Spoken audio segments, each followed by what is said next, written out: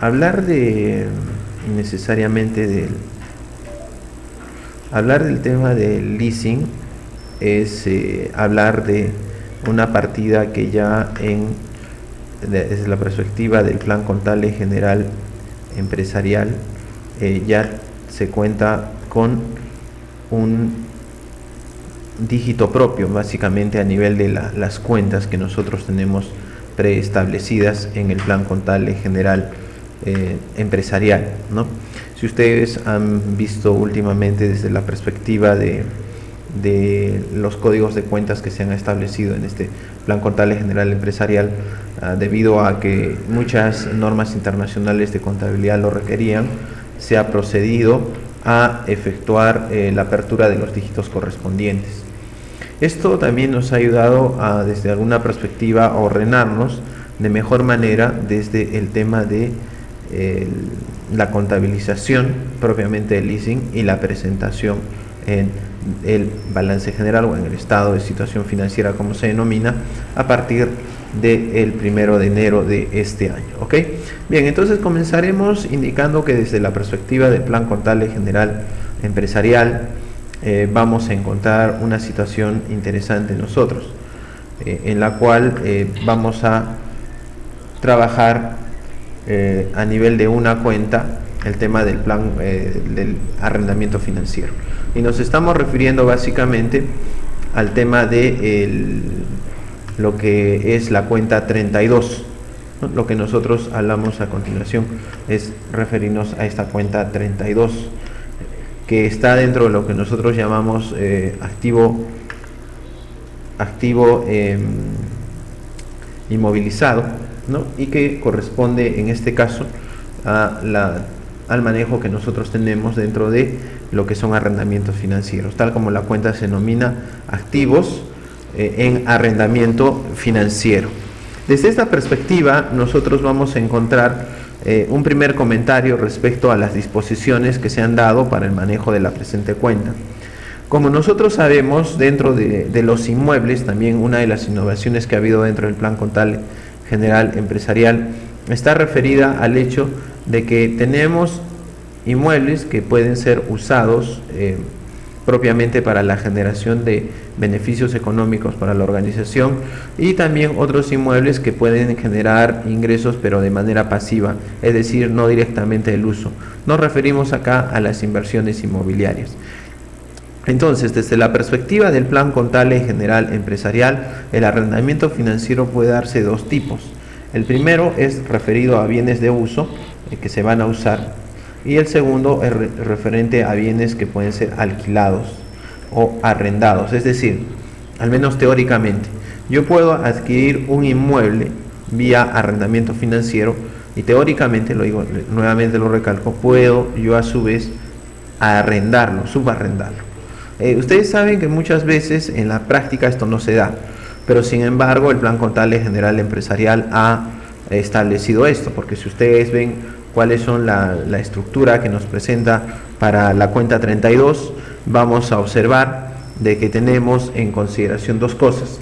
Por un lado, lo que son las inversiones inmobiliarias, y por otro lado tenemos lo que se denomina inmueble, maquinaria, equipo propiamente dicho, ¿ya? Entonces probablemente es un poco más difícil, yo al menos considero que es un poco más difícil que se dé el tema del arrendamiento financiero, pero por el lado de un subarrendamiento, porque ojo, no olvidemos que en la práctica, cuando hablamos de arrendamiento financiero, por ejemplo, si se tratara de vehículos, las tarjetas de propiedad no están a nombre de la empresa, sino están a nombre justamente de la institución financiera que nos ha otorgado el arrendamiento financiero. Entonces, esa salvedad para nosotros es importante. ¿Ok? Otro comentario adicional que podemos reflejar respecto a este tema es el hecho de que nosotros tenemos dentro de la cuenta básicamente 32, ¿no? Dentro de una partida que es el activo inmovilizado, como se denomina. Y esto a partir del año 2001 justamente tenemos también que se modificó para efectos tributarios.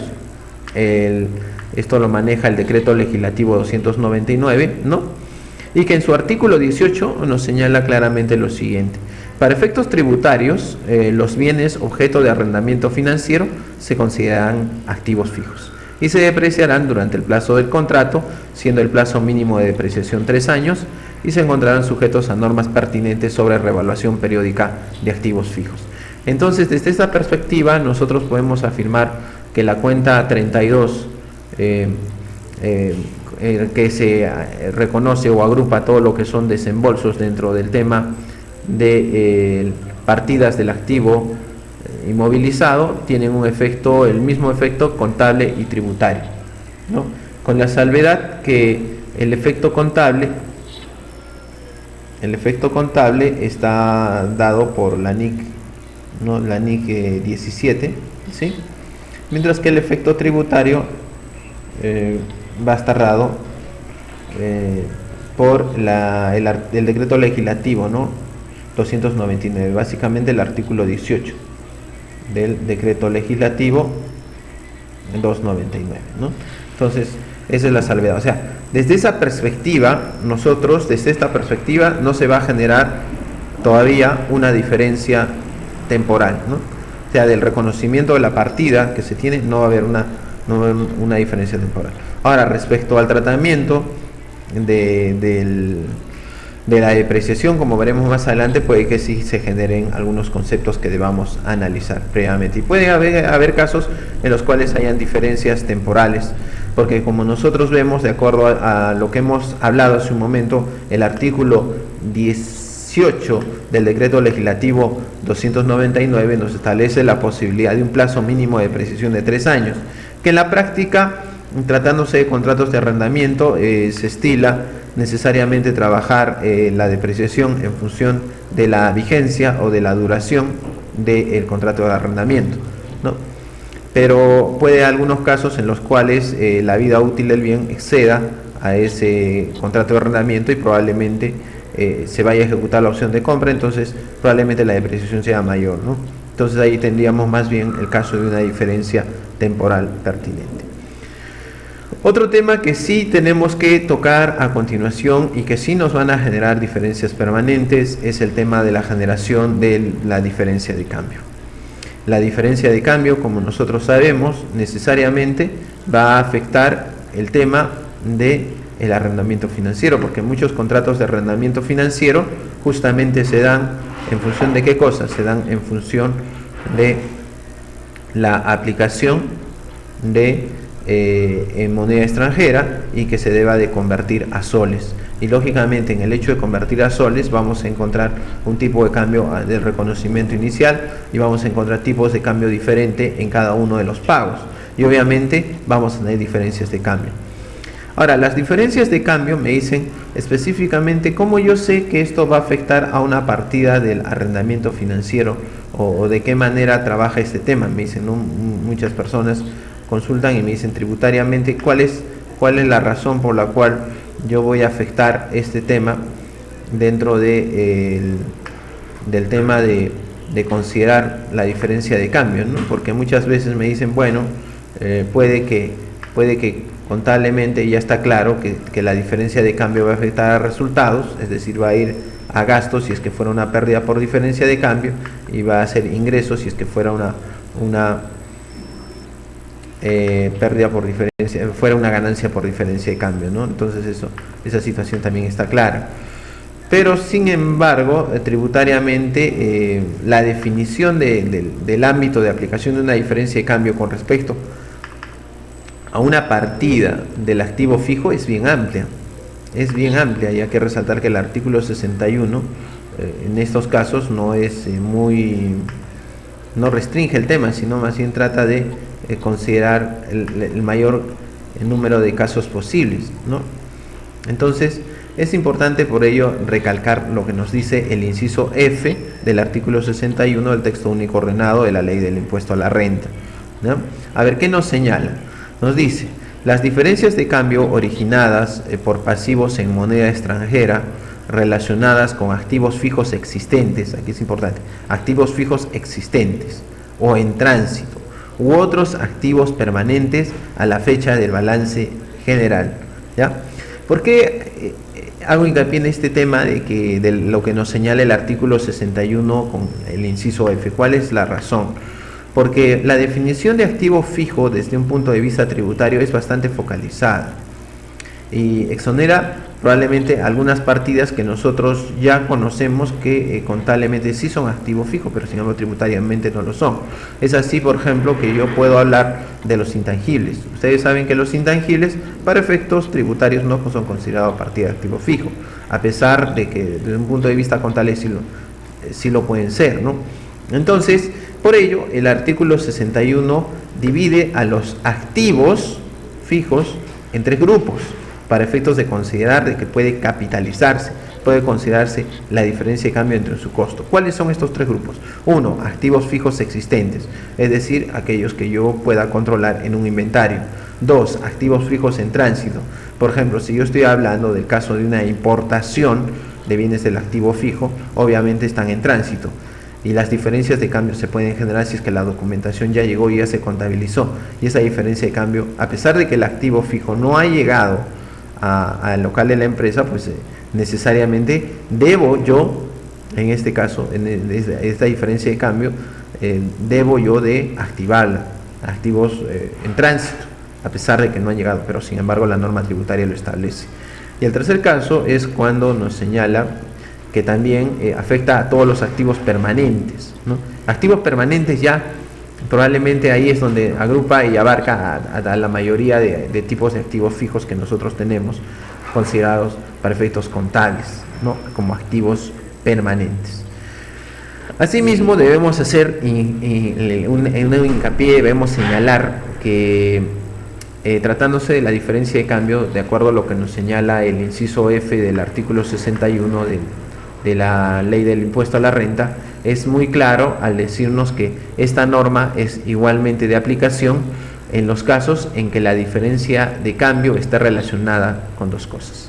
Uno, que esté relacionado con los pagos efectuados con el ejercicio y también que esté originada por pasivo en moneda extranjera a la fecha de balance. Entonces, son también dos sucesos que nosotros debemos de considerar asociados a una diferencia de cambio que van a necesariamente reconocerse como un costo tributariamente. ¿Cuáles son? Uno, diferencia de cambio asociada a deuda que yo tengo a fecha de balance, a fecha de cierre. O dos, diferencia de cambio asociado a un pago, ¿ya? Entonces son dos casos que hay que tener en cuenta. Y esto también desde la perspectiva de los formatos. Cuando nosotros vamos a ver el formato 7.3, por ejemplo, diferencia de cambio, que nos controla diferencias de cambio, si ustedes son observadores se van a dar cuenta de que solamente se refiere a las diferencias de cambio que se generan a fecha de balance en general, pero no nos permite, al menos esa información mínima, a trabajar las diferencias de cambio asociadas ¿a qué cosa? Asociadas al tema de pagos, ¿no? Entonces probablemente nosotros tengamos que aumentar algunas columnas dentro de este tema, ¿no? Para efectos sencillamente de trabajar este tema, ¿ya? Entonces mucho cuidado con este aspecto al momento de contabilizar. Entonces, a manera de resumen, nosotros podemos señalar en este punto que la diferencia de cambio,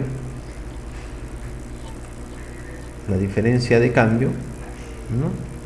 Nos va a afectar el costo del activo. El costo del activo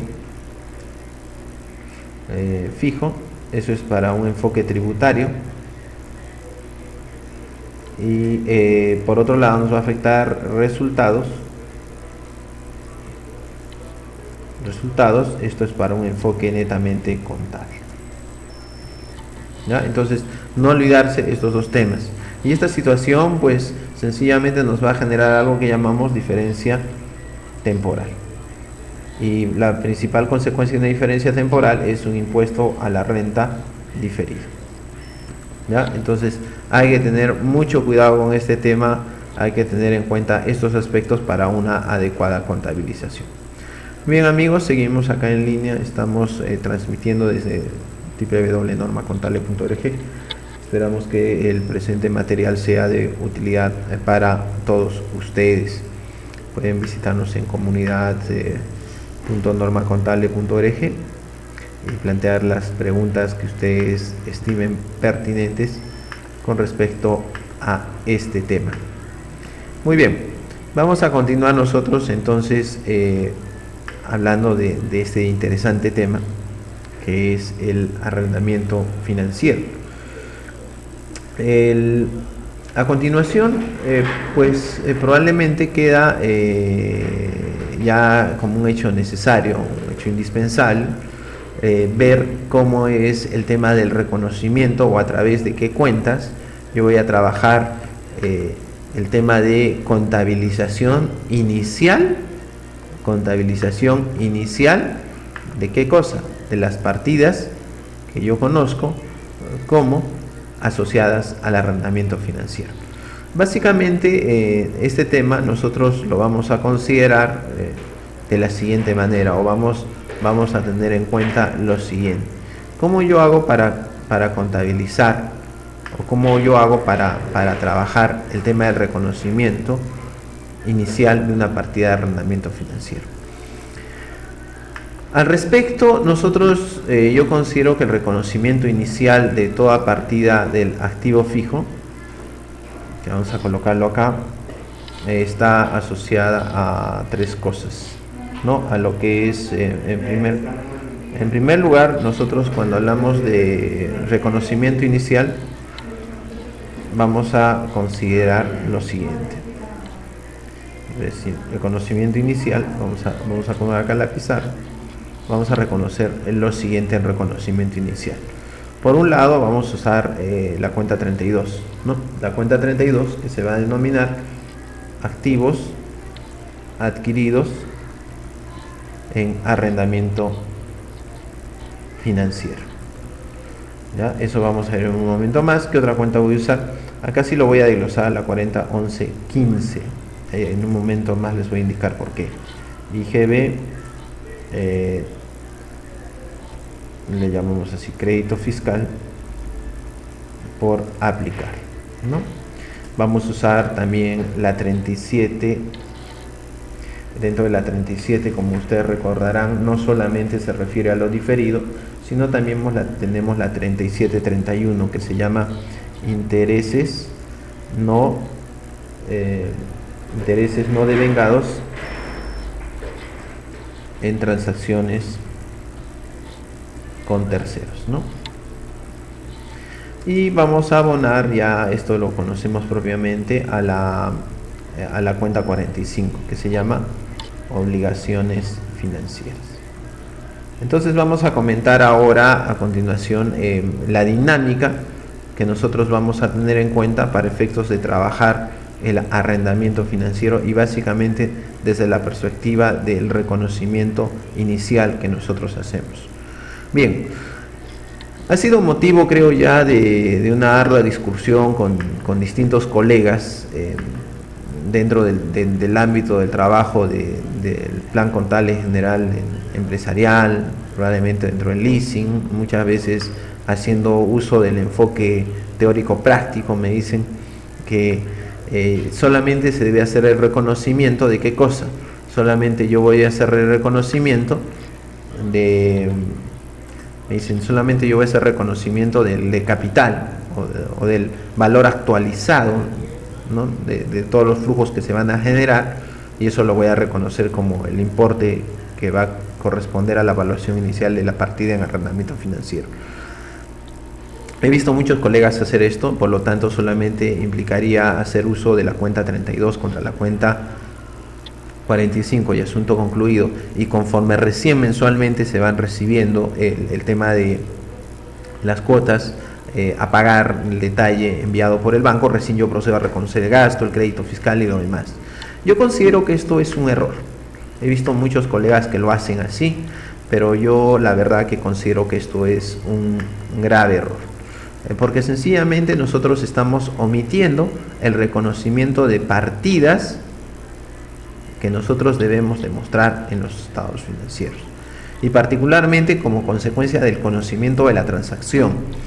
Cuando nosotros vamos a hacer el reconocimiento inicial de lo que es el arrendamiento financiero, vamos a tener que tener en cuenta lo siguiente. Punto número 1. Yo ya tengo un contrato firmado con el banco o la institución financiera especializada en el tema de arrendamientos financieros. y en ese contrato ya está establecida la corrida de las cuotas que se van a tener que pagar a lo largo de todo el periodo con relación al arrendamiento financiero. Por lo tanto, yo ya tengo un conocimiento de las obligaciones totales que va a asumir la entidad con respecto al contrato de arrendamiento financiero. Eso es algo que nosotros tenemos en claro. Entonces yo no puedo hacer caso omiso a no contabilizar la totalidad de la deuda, para yo solamente proceder a contabilizar lo que es el capital, lo cual es un error. Entonces, desde esa perspectiva yo considero que debemos de contabilizar la totalidad de componentes que nosotros tenemos dentro del arrendamiento financiero.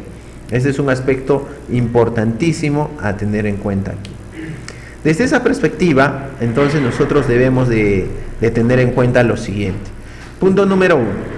El uso de la cuenta 32, reconocimiento de lo que se llama inicial en lo que es en la cuenta 32, activos adquiridos en arrendamiento financiero, de forma práctica, para no decir que vamos a actualizar flujos de efectivo y todo eso, sencillamente la cuenta 32 viene a ser el capital. ¿De qué cosa? Viene a ser el capital que nosotros tenemos en el respectivo tabla o en la respectiva corrida que nosotros tenemos de los pagos de el arrendamiento financiero que se va a hacer a futuro, ¿no? A eso nosotros es lo que vamos a denominar necesariamente el tema de uso de la cuenta 32, ¿ya? Eso es fundamental. Entonces yo tomo el capital, el importe del capital, más la opción de compra, ¿no? Perfecto, entonces eso es la cuenta 32. Muy bien, luego a continuación voy a tener los intereses, ¿no? Ya está establecido todos los intereses y costos financieros asociados al arrendamiento financiero, y esto lo voy a tener en qué cosa, en una columna ya establecida. Obviamente nosotros sabemos que este es un gasto que se va a devengar a futuro. El reconocimiento de los intereses como gasto, esto se asocia necesariamente al desembolso del dinero respectivamente, o más que desembolso, como dice, está trabajando con base percibido, más que todo a la entrega de un documento en el cual ya se nos exija la cancelación de estos intereses. Entonces ahí es que nosotros procedemos a devengar el gasto, es decir, enviar de esta cuenta del activo, enviarlo a gasto.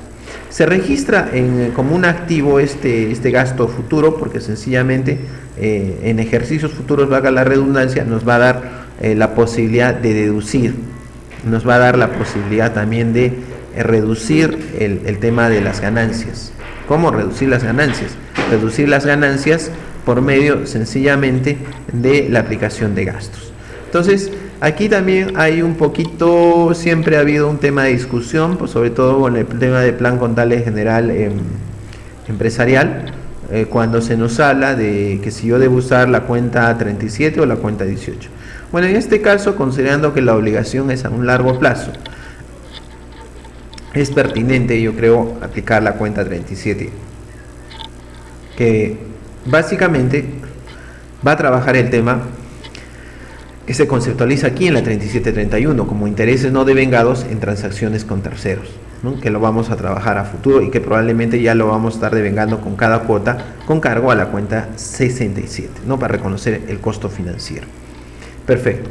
Otra situación que nosotros tenemos que tener en cuenta es el tema del IGB, que también es otra situación motivo de confusión probablemente que hemos venido arrastrando desde cuando aplicábamos el plan contable general empresarial, algo que es típico dentro de las situaciones que nosotros desarrollamos en nuestra contabilidad en el día a día, lo que llamo yo una confusión dentro de las etapas de la elaboración de la información financiera.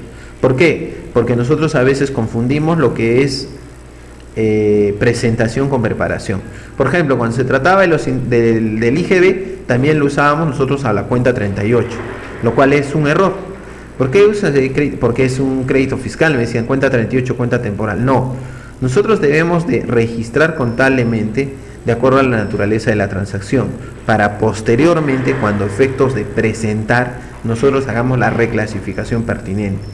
Para comenzar, es pertinente señalar que este IGB es definitivamente una cuenta 4011. Estamos añadiendo nosotros a sugerencia dentro del Plan Contable General Empresarial una subdivisionaria que la denominaremos 40115, IGB Crédito Fiscal por Aplicar. Este tema nosotros no lo tenemos establecido, si ustedes recuerdan, este aspecto no lo tenemos establecido en el plan contable. Si ustedes ven los códigos van a ver que solamente tenemos hasta la 40114. Nosotros agregamos esto para controlar todo lo que es crédito fiscal pendiente por aplicar. Y posteriormente, conforme nos vaya llegando mensualmente ya el comprobante de pago por parte de la institución financiera, ya vamos a proceder a devengar. ¿Qué cosa es lo que vamos a devengar? Nosotros vamos a proceder ahí a devengar en la 40115 ya necesariamente el tema del IGB. Vamos a trasladar de esta subdivisionaria, vamos a irnos a la 40111 IGB cuenta propia. ¿Ok? Muy bien, entonces, y finalmente todo lo que es el total de la obligación, el total del pasivo, totalidad de los conceptos que nosotros tenemos de acuerdo al contrato de arrendamiento financiero establecido, lo vamos a registrar necesariamente ¿dónde? Lo vamos a registrar con la cuenta 45 obligaciones financieras. Ok, amigos, entonces hasta ahí estamos dando las pautas para efectos de trabajar este tema. ¿Qué se llama este tema? Este tema se llama el reconocimiento inicial dentro de un asiento contable, de un registro contable de un arrendamiento financiero. Ahora, hace un momento hablábamos del registro, pero ahora es pertinente que nosotros hablemos de la presentación de la información financiera. Entonces, ¿cómo yo voy a presentar esto? Entonces, lo que sucede es que voy a tener algo que se aplica de acuerdo a lo que establece, es un postulado que nos establece la NIC número 1 con respecto a la presentación de información financiera. La NIC número 1 nos establece el tema de compensación de partidas. ¿Qué quiere decir? Que nosotros podemos, de ser el caso, tener en cuenta algunas transacciones dentro de la empresa que se van a registrar, pero para efectos de presentación van a ser compensadas. ¿Qué quiere decir? Que van a ser neteadas, van a ser presentadas netas. Y este es el caso de los intereses. Entonces yo voy a compensar ¿qué cosa? Voy a compensar esa 37 que está asociado a intereses. ¿Contra qué cosa voy a compensarlo? Contra la cuenta 45 obligaciones financieras. Ya está. Y también que voy a compensar, por ahí tengo una 40115, me dicen, ¿no? Que estaba asociada al IGB. Perfecto. ¿Contra qué voy a compensar? Contra la cuenta 45 obligaciones financieras. Entonces, si yo voy a compensar, esto no genera un asiento contable, sino simplemente una reclasificación a nivel de hoja de trabajo de estos saldos.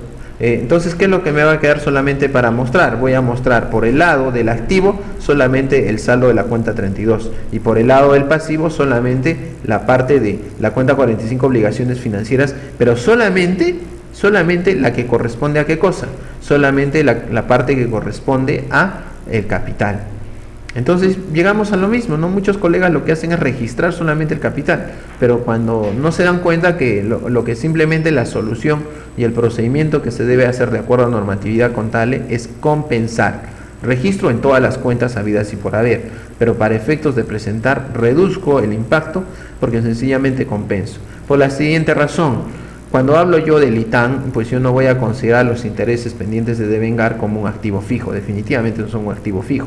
No tienen por qué afectar el ITAN. Sucede lo mismo con la 40115, ni siquiera es un crédito fiscal, ¿no? Se puede variar, puede haber una renegociación del tema de arrendamiento financiero y puede variar, ¿no? Entonces también lo reclasifico. Solamente va a estar para efectos de control en análisis de cuentas en los anexos que nosotros tenemos de acuerdo a los saldos del balance general y que probablemente justamente van a impactar en el tema de la generación de una nota a los estados financieros. Entonces es pertinente tener en cuenta ese aspecto para efectos de control de la información financiera. Muy bien, amigos, estamos ya pues aquí ya prácticamente a la mitad de la presente videoconferencia. Estamos hablando, en el tema de hoy día es hablar del arrendamiento financiero.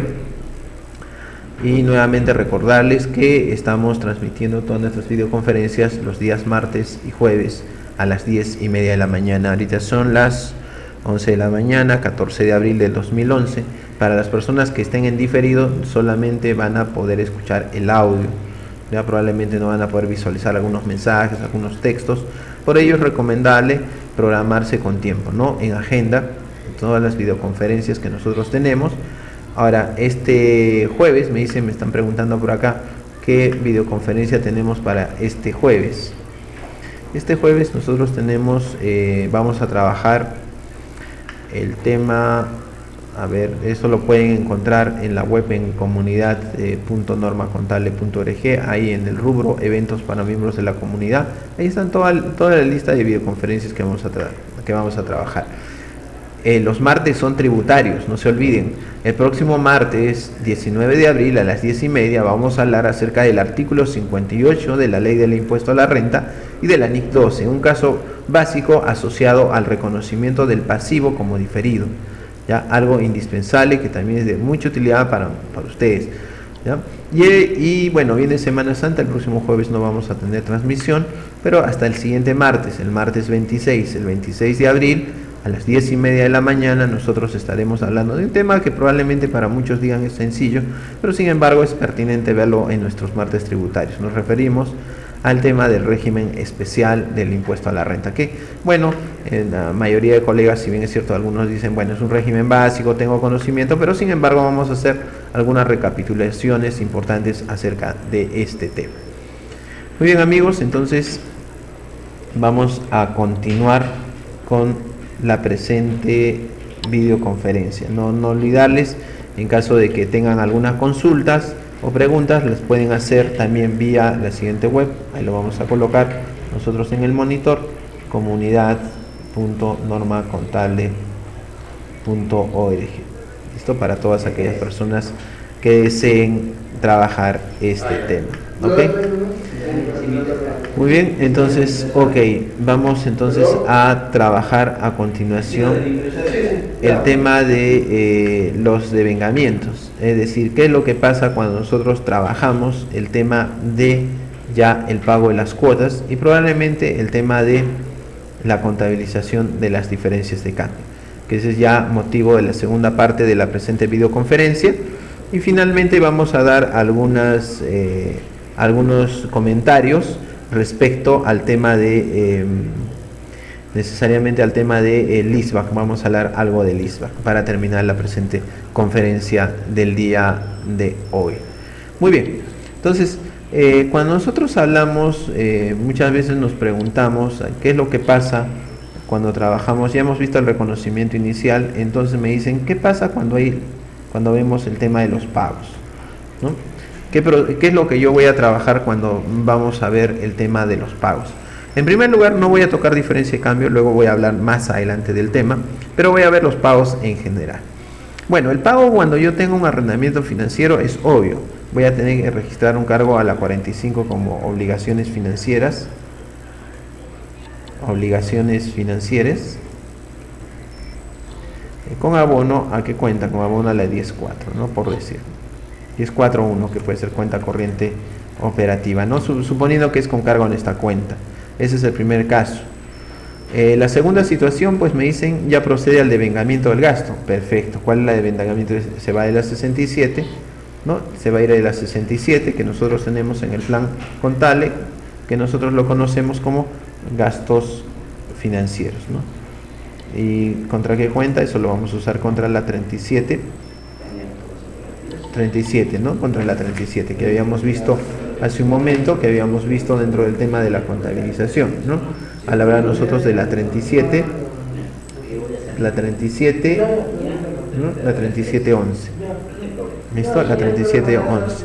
Ok, listo. Este es el devengamiento que nosotros tenemos entonces de gasto financiero. Luego nosotros tenemos el trabajo netamente de lo que es en este punto el IGB. Ya tenemos que trabajar el IGB. Entonces ya vamos a proceder a devengar, ya a reconocer el crédito fiscal, ¿no? Entonces ya como recordaremos, la 40.111 ya es denominada básicamente IGB, ¿no? Como llamamos cuenta propia. Entonces son estos momentos en los cuales ya nosotros procedemos a contabilizar el efecto. propiamente dicho de estas transacciones, que son a nivel de 3 registros, ¿no? El primer registro, como ustedes podrán observarlo, ¿no? Este primer registro, ustedes podrán observarlo, está a nivel de uso de la cuenta 45 con abono a la 1041. Luego pueden observar ustedes, tenemos el uso de la cuenta 67 con abono a la 3711, ¿no? Y luego tenemos el uso de la 40111 contra la 40115. Entonces son los 3 asientos necesarísimos que tenemos que considerar en un arrendamiento financiero. Estoy pagando, disminuyo la obligación. 2, estoy devengando ya gasto, estoy enviando gasto. Y 3, estoy trabajando el tema de IGB cuenta propia, es decir, ya devengo el tema de crédito fiscal. Perfecto, hasta ahí vamos bien.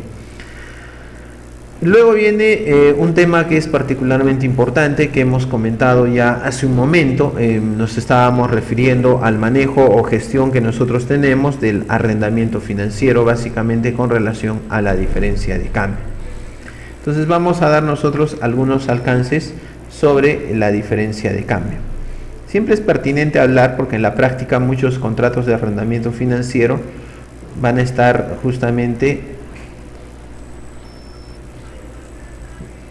enfocados a este tema. ¿A qué cosa? Al establecimiento de una generación de una diferencia de cambio. Entonces, el problema que la diferencia de cambio es que contablemente, como les decía hace un momento, esto afecta a resultados. Por lo tanto, debe ser contabilizado en la 676, ¿no? O si fuera ganancia, perdón, si fuera pérdida, ¿no? Vamos a tenerlo como la 676. Y si fuera ganancia, me dicen, vamos a tener que ubicarlo dentro de la cuenta 77, ¿no? Dentro de lo que es diferencia de cambio, ¿no? En la 776. Entonces vamos a ponerlo acá, 776. ¿Listo? Entonces es contablemente. El problema es que tributariamente esto debe afectar el costo del activo. ¿Ya? El costo del activo tributariamente. ¿Por qué? Porque ya habíamos hablado nosotros del tema de lo que nos señalaba la ley del impuesto a la renta respecto a este tema, y básicamente respecto a activos fijos. El artículo 61 nos indica claramente, inciso F, a los activos fijos, y el artículo 18 del decreto legislativo 299 es aquel que le da al leasing la condición de activo fijo. Entonces necesariamente se aplica estas reglas. Ahora, como consecuencia de estos temas, es obviamente que se va a generar algo que nosotros conocemos, una diferencia temporal. Una diferencia temporal. Ya, y esta diferencia temporal me genera algo que yo llamo impuesto a la renta diferido. ¿Ya? Es algo que tenemos que tener muy en cuenta para efectos del trabajo que tenemos que desarrollar nosotros dentro de nuestro quehacer contable necesario considerar para efectos de trabajar este tema. Entonces, a continuación yo les voy a dar algunos alcances en este tiempo que queda, algunos alcances acerca de cómo voy a manejar esta diferencia de cambio y cuál es la incidencia. Ahora, la incidencia que yo tengo es que si para efectos tributarios, el problema que yo tengo es, si yo tengo diferencia de cambio, esa diferencia de cambio tributariamente afecta el costo, entonces, ¿qué es lo que pasa? Entonces, afecta la depreciación. ¿Ya? Y eso está claramente establecido por la norma tributaria. ¿Ya? Y eso lo establece la última parte del inciso F, artículo 61 del texto único ordenado de la ley del impuesto a la renta. Eso está claro. ¿Ya? Lo leo. Nos señala lo siguiente: la depreciación de los activos así reajustados por diferencias de cambio se hará en cuotas proporcionales al número de años que falten para depreciarlos totalmente. ¿Ya? Entonces, no nos olvidemos eso: la depreciación de los activos así reajustados por diferencias de cambio se harán en cuotas proporcionales al número de años que falten para depreciarlos totalmente. Entonces, ¿qué quiere decir? Que la depreciación también me afecta este tema. El problema es el siguiente, me dicen: A ver, antes de ver algunos casitos por acá, me dicen, yo tengo un problema, me dicen, ¿cuál es tu problema? Ya, a ver, la pérdida por diferencia de cambio, eso se va a reconocer como un aumento en el costo. En el costo. Entonces, por lo tanto, ¿qué va a significar? Más 33, no, perdón, más cuenta 32. Si yo tengo más cuenta 32, entonces tengo más depreciación. Perfecto. Pero cuando yo tengo una ganancia por diferencia de cambio, viene el problema. Porque cuando tengo una ganancia por diferencia de cambio, tengo una disminución en el costo, ¿no? Una disminución en el costo. Y al tener una disminución en el costo, ¿qué sucede cuando tengo el tema de una disminución en el costo? Sencillamente voy a tener depreciaciones negativas. Eso es lo particularmente interesante del trabajo de la diferencia de cambio de este tipo de contratos, sobre todo en arrendamiento financiero, porque por lo general en otro tipo de transacciones, bueno, por lo general es una o dos diferencias de cambio, pero en el caso de un arrendamiento financiero, si estamos considerando que se van a dar 36 cuotas, entonces nosotros vamos a tener 36 diferencias de cambio que controlar y también depreciar, ¿no? Cosa que por el tiempo muchas veces la diferencia de cambio se incrementa, no solamente es pequeña, el efecto no es nulo, sobre todo considerando que el valor de muchos contratos por arrendamiento financiero son importantes o son significativos. Entonces hay que tener en cuenta muy en claro las reglas que yo voy a considerar para efectos de trabajar este tema. Muy bien, si estamos entonces viendo este tema desde esta perspectiva, entonces vamos a revisar algunos apuntes sobre este aspecto. Para comenzar, cuando yo tengo una diferencia de cambio, la diferencia que voy a tener, que se va a generar, es por aplicación de un tipo de cambio a la fecha de provisión, o que nosotros llamamos reconocimiento inicial, ¿no? Inicial, ¿sí? ¿Con respecto a qué cosa? Me dicen. La diferencia es con respecto al tema de un pago, ¿no? En el pago, entonces yo es que voy a tener otra diferencia de cambio. Entonces, respecto a ahí, nos sale la diferencia de cambio. Ahora, acá viene un tema bien interesante. ¿Cuántas diferencias de cambio se generan dentro del tema?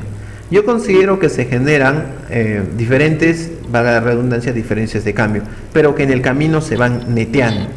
A ver, ¿a qué me refiero? Uno, para comenzar, yo voy a tener una diferencia de cambio por el tema de los intereses. ¿Se acuerdan la cuenta 37? ¿Ya? Voy a tener una diferencia de cambio en la cuenta 37. ¿Qué más? Voy a tener un ajuste por diferencia de cambio en el IGB por aplicar, ¿no? Que les comentaba hace un momento que lo iba a tener como con la 40-115. Voy a tener el IGB.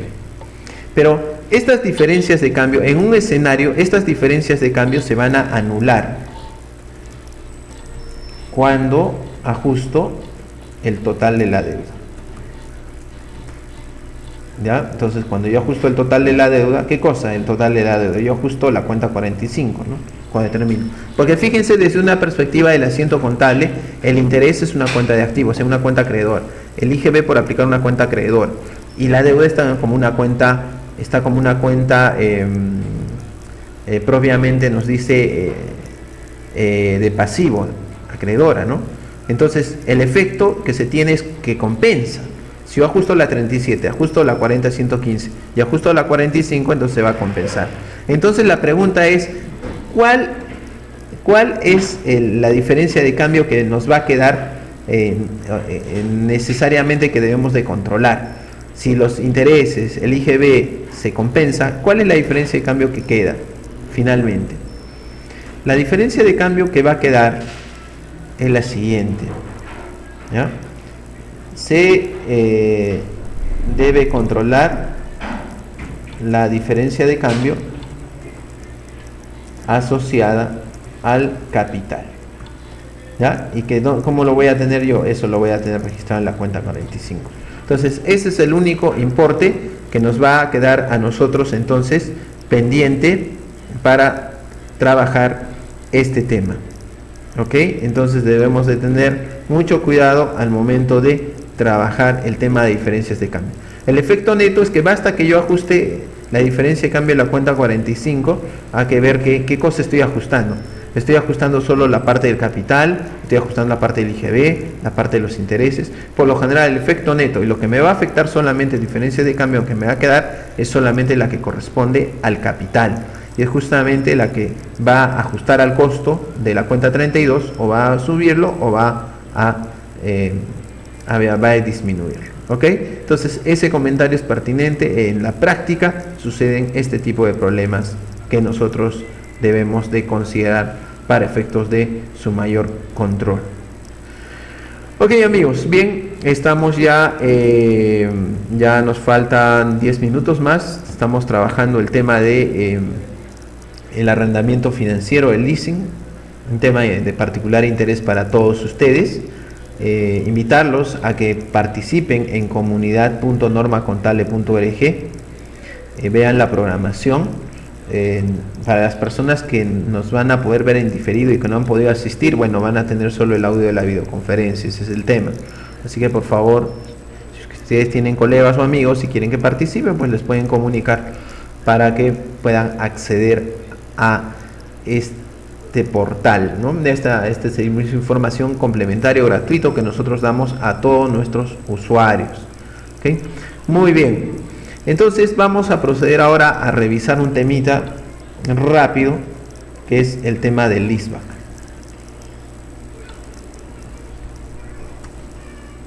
O que se llama retroarrendamiento financiero. ¿Ya? Ok, este es un tema importante que vamos a revisar pues el día de hoy, y esperamos que sea también de utilidad para ustedes. Cuando nosotros hablamos de un leaseback o hablamos de un retroarrendamiento financiero, necesariamente nos vamos a estar refiriendo a dos transacciones que tenemos que contemplar. A ver, vamos a verlo desde la perspectiva de la persona, o desde la perspectiva de la persona o la entidad que va a contabilizar este tipo de transacciones. ¿Ya? Vamos a analizarlo desde esta visión. Entonces, si nosotros consideramos así, veamos, si nosotros contabilizamos el leasing, ¿cómo va esto? Son dos momentos. Primer momento, hay una venta de un activo a una entidad especializada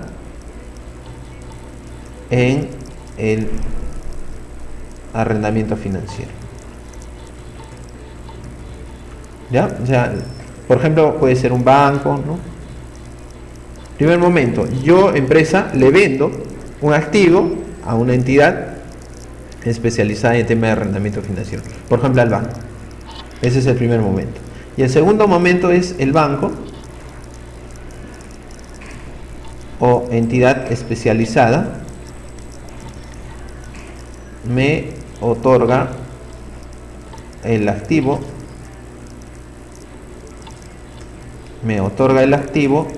¿en qué cosa? En arrendamiento financiero. ¿Listo? Entonces, desde esa perspectiva, pues el leasing, si era un mecanismo interesante de obtener un activo, poder usarlo y pagarlo en cuotas mensuales, pues este otro mecanismo denominado leaseback o denominado retroarrendamiento financiero resulta más interesante, porque por un lado, para la entidad, el hecho de vender un activo, que sobre todo es un activo fijo, un activo inmovilizado, pues significa la entrada de dinero.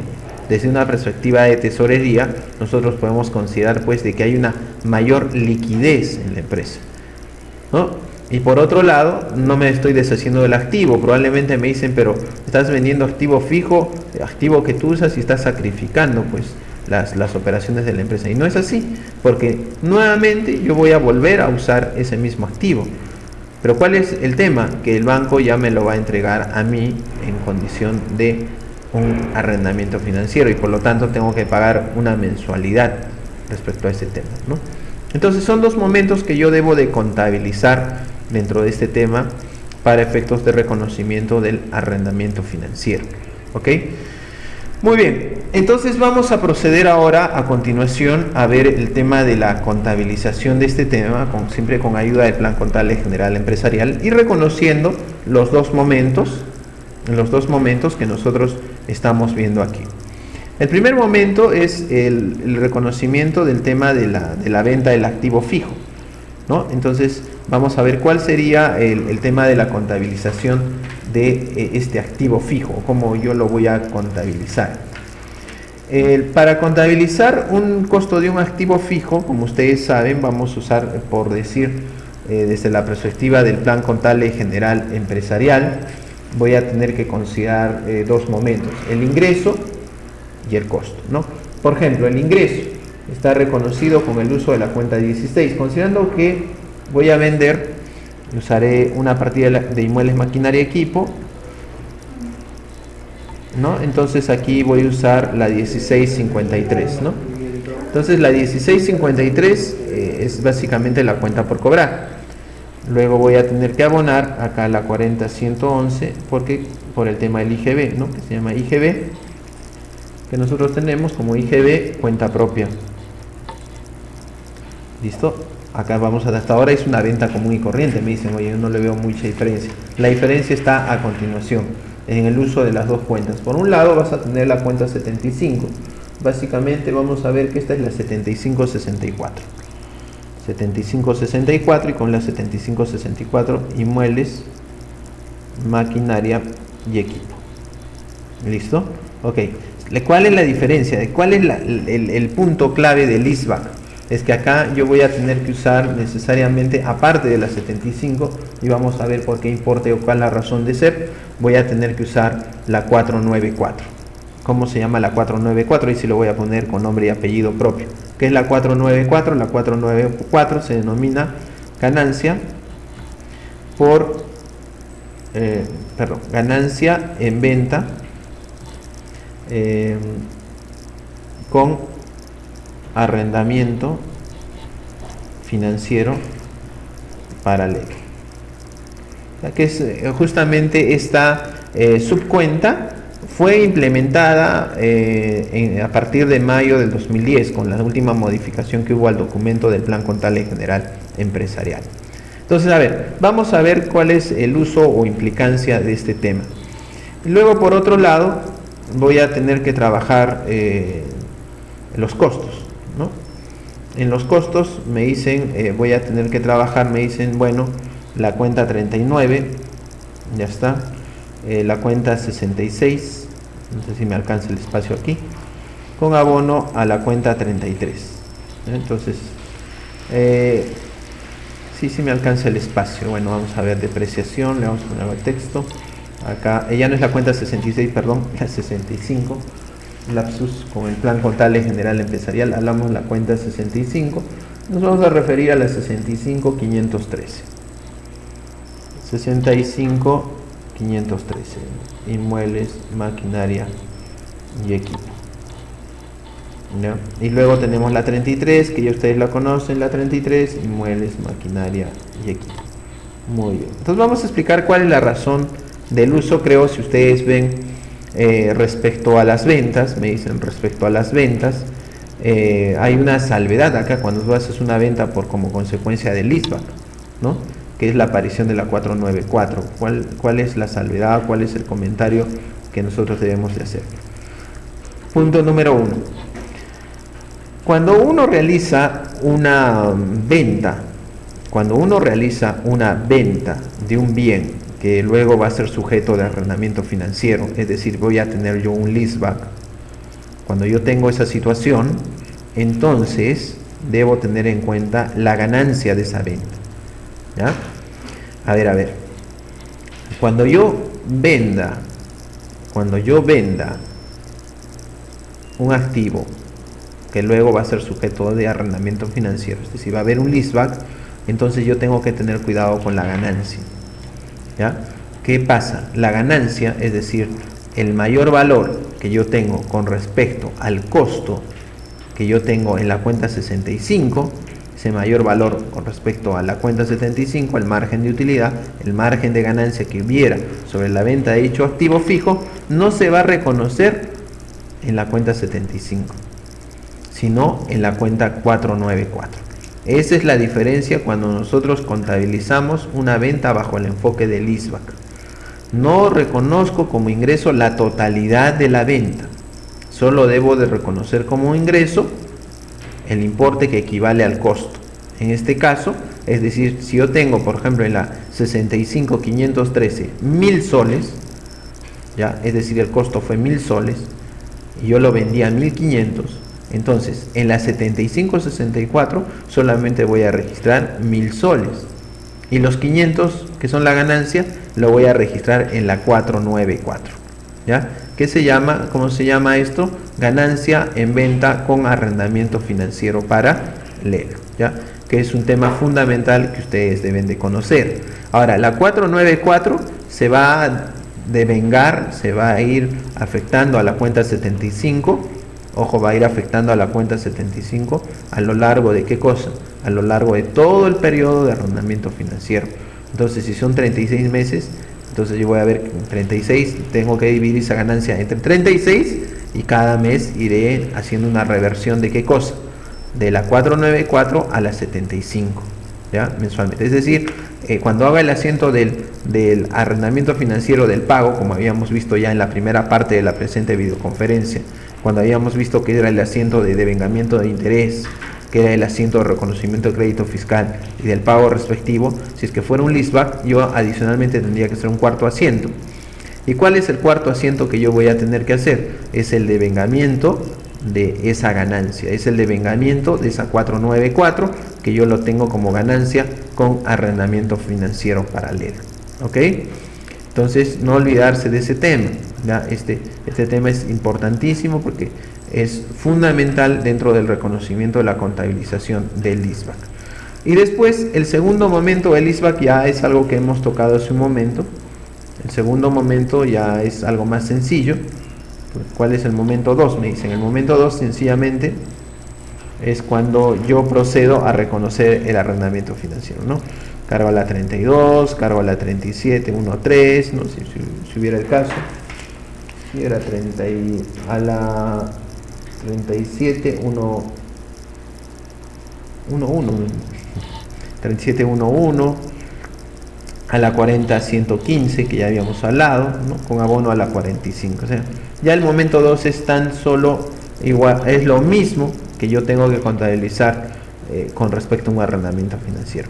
La única salvedad del ISBAC es el control de esa mayor ganancia que nosotros tenemos para efectos de trabajo dentro del arrendamiento financiero. Ok, amigos, entonces muy bien, el día de hoy pues hemos estado en línea. Hay personas que recién se están conectando por el tema de boletín. Es que el boletín hoy día está saliendo a las 11 de la mañana, me dicen, debía avisarles más temprano. Pero bueno, para todos los que se están conectando, nosotros todos los martes y jueves tenemos videoconferencias sobre temas contables y tributarios, ¿no? A excepción de la próxima semana, que es Semana Santa, pero por ejemplo el martes a las 10:30 vamos a tener una videoconferencia que se llama Artículo 58 de la Ley del Impuesto a la Renta y la NIC número 12. El día de hoy estábamos hablando acerca del arrendamiento financiero y estábamos hablando también acerca del retroarrendamiento financiero o del leaseback. ¿Ok? Muy bien. Entonces con ello hemos terminado este punto también de hablar de la contabilización propiamente de este tipo interesante de transacciones, lo que es el arrendamiento financiero. Nos referimos al tema del leaseback, ¿no? Al tema de esta importante forma de trabajo que se tiene desde una perspectiva de tesorería, ¿no? Muy bien, vamos a continuación finalmente para cerrar este tema, vamos a hacer revisión de algunos aspectos vinculados al decreto legislativo el decreto legislativo 299 y el decreto legislativo 915, ¿no? Entonces vamos a ver algunos aspectos que son importantes considerar, ¿no? Cuando nosotros hablamos del arrendamiento financiero, hemos hablado que el artículo 18, ¿no? Hace un momento recalcamos para algunas personas que se están conectando, que el artículo 18 del decreto legislativo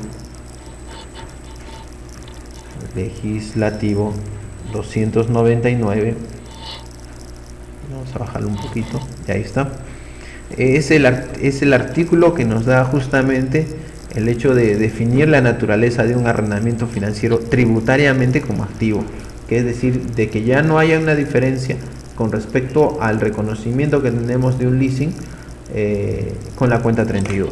Eso creo que está claro.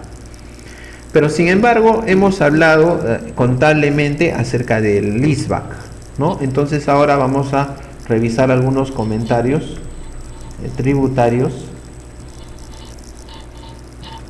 sobre el leaseback, ¿ya? Que son pertinentes verlos para terminar ya la reunión que tenemos el día de hoy, ¿no? Que nos estemos teniendo. Vamos a tomarnos unos minutos más, pero creo que es pertinente revisar esto, y básicamente quiero ver el artículo 9 del decreto legislativo 915, que esta norma interpreta, adecúa algunos aspectos vinculados a el tema del arrendamiento financiero y también del retroarrendamiento financiero. Primero, artículo 9, ¿no? Que nos indica que debemos precisar y que cuando el arrendador adquiera un bien del arrendatario para luego entregárselo a él mismo en arrendamiento financiero, los resultados provenientes de dicha enajenación no se encuentran grabados con el impuesto a la renta, ¿ya? Entonces, a ver, hay que ver este tema importantísimo. Vamos a ver, traduciendo como alguien me dice por ahí, a ver, preciso que cuando una empresa adquiera un bien en arrendamiento, cuando una entidad financiera adquiera un bien, ¿no? de un potencial o de un futuro arrendatario, de un futuro usuario, y a su vez que lo compra el banco para efectos luego de entregarle a esta misma empresa el bien en arrendamiento financiero, como sabemos, esa transacción que va a haber ahí y que habíamos visto hace un momento en los asientos contables, pues es una venta. Y toda venta, por lo general, en la mayoría de casos, tiene una ganancia. Entonces dice que tributariamente los resultados provenientes de dicha enajenación no se encuentran grabados con el impuesto a la renta, salvo los siguientes casos. A ver, veamos. Caso número 1. El arrendatario, por cualquier motivo, no ejerza la opción de compra, en cuyo caso la renta se devengará en el ejercicio en que vence el plazo para ejercer dicha opción. A ver, punto número 1. Esta ganancia como consecuencia de un leaseback no está grabado con el impuesto a la renta, siempre y cuando ¿qué cosa? Siempre y cuando el arrendatario haga uso de la opción de compra. Si el arrendatario no ejecuta la opción de compra, entonces sencillamente esta ganancia procede a ser justamente también considerada como utilidad. Entonces el tema de acá básicamente está en el ejercicio de la opción de compra, ¿ya? Si la ejerce, entonces ganancia es no grabada, y si no la ejerce, entonces la ganancia sí es grabada, ¿ya? Este es algo que tenemos que ver, ¿no? ¿Ya? Entonces la opción de compra es fundamental, porque siempre hay colegas que consultan, ¿no? Es un arrendamiento financiero, pero al final no se va a ejecutar esa opción de compra. Entonces hay que ver, y al momento de cuando termine el contrato, entonces ver ya esa ganancia, declararla como impuesto a la renta. Va a afectar lógicamente un pago a cuenta, y también va a tener que estar dentro de la declaración anual. B, otra situación importante. Cuando por cualquier motivo se deje sin efecto el contrato, en cuyo caso la renta se devengará en el ejercicio en que tal situación se produzca. Si probablemente el arrendamiento financiero dejara de darse, se terminara el contrato antes de su vencimiento, entonces sencillamente también esta ganancia, producto del ISBAC, será grabada con el impuesto a la renta, ¿no? Ahora, la ganancia o renta bruta, como nos dice acá la norma, el artículo 9 del decreto legislativo 915, nos dice, en ambos supuestos, la renta bruta estará dada por la diferencia existente entre el valor de mercado de los bienes y el costo computable de los mismos, al momento de producirse el devengo. Esta regla es fundamental porque el valor de mercado, como ustedes saben, cumple determinadas reglas establecidas para efectos tributarios. ¿Ok? Entonces hay que tener mucho cuidado al momento de trabajar este tema, que es también el ISBAC, que probablemente en muchas organizaciones no es muy frecuente trabajarlo o considerarlo, pero bueno, siempre, al menos desde una perspectiva de tesorería para una empresa que maneja activos fijos con una frecuencia interesante, es decir, y tiene un importante volumen de activos fijos, una opción podría ser usar el ISBAC, garantiza una mayor liquidez y a su vez también como que organiza sus flujos de futuro de salidas de una mejor manera.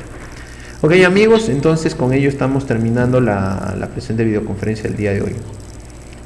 Hoy día hemos estado trabajando el tema del ISBAC, el tema del arrendamiento financiero, la contabilización y comentarios contables. No olvidarse que todos los martes y jueves, ¿no?, a las 10:30, ¿okay? A las 10:30 de la mañana tenemos una conferencia. ¿Y donde pueden ver ustedes la programación respectiva? Pueden verlo a través de la siguiente página, ¿no? Comunidad.normacontable.org en eventos, ¿no?, para los miembros. Otra cosa, también pueden ustedes verlo en la siguiente web, se llama videoconferencia.normacontable.org, ¿no? Ahí también ustedes pueden acceder a la información para aquellas personas que hayan llegado tarde, ¿no? El próximo martes estamos tocando martes 19, estamos tocando un interesante tema tributario, es el artículo 58 de la ley del impuesto a la renta, sobre todo para todas aquellas organizaciones que venden bienes a plazo. Es importante ver y su relación con la NIC número 12. Nuevamente invitarlos entonces a que participen en esta interesante conferencia que vamos a dar el próximo martes a las 10:30, y luego de ahí, el jueves no va a haber porque por tema de Semana Santa, hasta la próxima semana. Muy bien amigos, entonces esperamos que lo que hemos desarrollado el día de hoy sea de utilidad para todos ustedes. Y bueno, aquellas personas que no hayan podido asistir, ahorita son las 11:38 de la mañana, 14 de abril del 2001. Bueno, lamentablemente en versión diferida solamente se puede oír el audio, ¿no? Mientras que en la parte de cuando uno asiste en línea puede ver los comentarios, una mayores facilidades respecto al tema. Perfecto, listo amigos, entonces nos estamos viendo en una nueva ocasión.